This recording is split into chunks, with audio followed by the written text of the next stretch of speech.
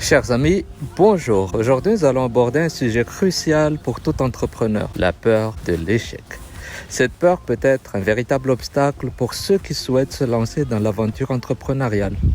Mais elle peut également affecter les entrepreneurs chevronnés qui doivent faire face à des défis et des obstacles imprévus. Dans cette vidéo, je vais vous donner des conseils pratiques pour surmonter votre peur de l'échec et continuer à avancer avec confiance. Avant de commencer, laissez-moi me présenter rapidement. Je suis Prosper Antialoun, je suis entrepreneur depuis 2001 et dans cette chaîne, je partage des informations, tips, conseils sur l'entrepreneuriat, la stratégie d'entreprise, tout ce qui est développement en fait d'activités entrepreneuriales. Et n'oubliez pas de vous abonner pour être sûr d'être informé des prochaines vidéos de ma chaîne. Le tout premier conseil, c'est d'accepter que l'échec est possible. Dans tout ce qu'on fait, l'échec fait partie de notre aventure. Ça fait partie en fait de l'entrepreneuriat, de la vie d'entrepreneur, du processus d'entreprendre. Donc tout d'abord, il faut accepter que l'échec fait partie intégrante de ce boulot, de ce job, de ce beau métier. Cette acceptation, en fait, vous aide déjà psychologiquement à aller de l'avant. Deuxième conseil, c'est d'identifier exactement, en fait, les sources de nos peurs. De quoi avons-nous peur? Est-ce qu'on a peur de perdre de l'argent? Est-ce qu'on a peur d'abîmer son image personnelle, de perdre sa notoriété, de, pourquoi pas, perdre sa confiance en soi ou son estime de soi? Il y a plusieurs choses, en fait, qui se mettent ou qui constituent cette peur. Et c'est ça, il faut identifier ces choses pour pouvoir y faire face. Par exemple, si ma grande peur est de perdre de l'argent, c'est-à-dire qu'on doit déjà se limiter, mettre de côté de l'argent qu'on est prêt à perdre pour se lancer. Et on peut se dire que c'est pas grave, même si on les perd, parce que ça fait partie de notre apprentissage. Si c'est une estime de soi, on fait une autre démarche. En tout cas, savoir exactement en fait la source de cette peur, ça nous aide à nous préparer encore psychologiquement pour pouvoir aller de l'avant. La troisième approche, c'est de faire preuve d'optimisme réaliste.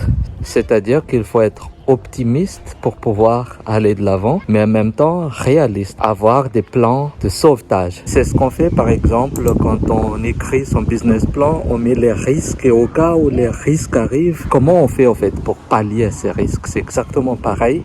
Ça, c'est pas seulement au moment du business plan, mais tout au long de la vie entrepreneuriale, quand on a des plans d'action, des projets en cours, des objectifs, il faut toujours aussi avoir un plan en quelques guillemets B, c'est-à-dire si ça marche pas, comment on fait? Si on n'atteint pas les chiffres d'affaires, comment on va assurer le paiement de nos charges et ainsi de suite. Avoir ce plan, ça vous permet d'aller de l'avant, ça vous permet de déclencher tout de suite le plan de crise en cas de non-atteinte des objectifs fixés et ça vous permet d'être serein dans le développement de votre entreprise.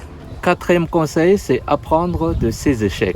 Parfois, quand on a fait un échec, on essaie d'oublier. On essaie de fermer les yeux, de ne pas y penser. C'est une erreur fatale. Chaque échec, en fait, est un apprentissage de plus. Bien sûr, ça aurait été mieux de ne pas faire d'échec, mais sachez que faire un échec, c'est aussi apprendre davantage. Donc, comment on fait? C'est-à-dire qu'à chaque échec qu'on a effectué, il faut revoir dès le début comment on a fait au début, qu'est-ce qui n'a pas fonctionner correctement, qu'est-ce qu'on a loupé. Cette analyse est très importante car faire un échec une fois dans un domaine, c'est normal, c'est acceptable. Mais refaire le même échec, c'est bête. Donc, il faut analyser, apprendre, voir c'est où en fait le problème, c'est où qu'on a loupé, que ce soit d'un événement externe ou d'un événement interne ou les deux à la fois et comment on fait en fait la prochaine fois pour éviter ce genre de choses. Cinquième et dernier conseil, entourez-vous des personnes positives. Entourez-vous des personnes qui vous soutiennent, qui vous encouragent dans les moments difficiles.